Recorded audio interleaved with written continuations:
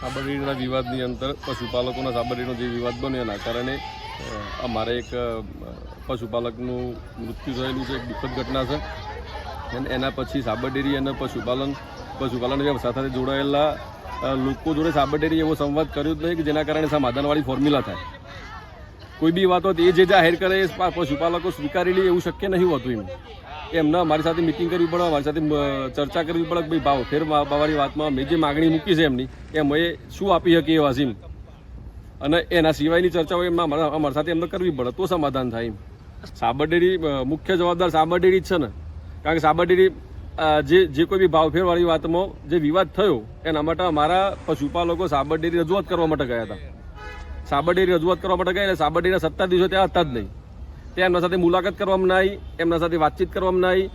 એટલે પશુપાલકોએ આક્રોશના કારણે ગેટ તોડીને બધું જે બનાવ બન્યો એના કારણે બનેલો છે. જવાબદાર સાબરડેરીના સત્તાધીશો જ છે. જે તે સમયે જે કઈ બી પરિસ્થિતિ બની એના માટે જવાબદાર એ લોકો જ છે. અને કોઈ બી પશુપાલકો જે છે, પશુપાલકોની માતૃ સંસ્થા કહેવાય સાબરડેરી, એમને કોઈ બી જાતની તકલીફ પડે છે તે કોને પૂછવા જાય? સાબરડેરીને જ પૂછે ને. અને જવાબદારી એમની બને છે પશુપાલકોને જવાબ આપવાની. એ જવાબ આપી ન કે ત્યાં હાજર નતા માટે આ ઘટના બની આખી.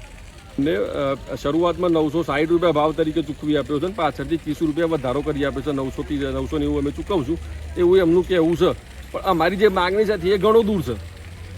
અમે 20% ભાવ ફેર માગ્યો છે, એમને ગયા વર્ષે 17% આપ્યો હતો, એના આગલા વર્ષે 19% ભાવ ફેર આપ્યો હતો.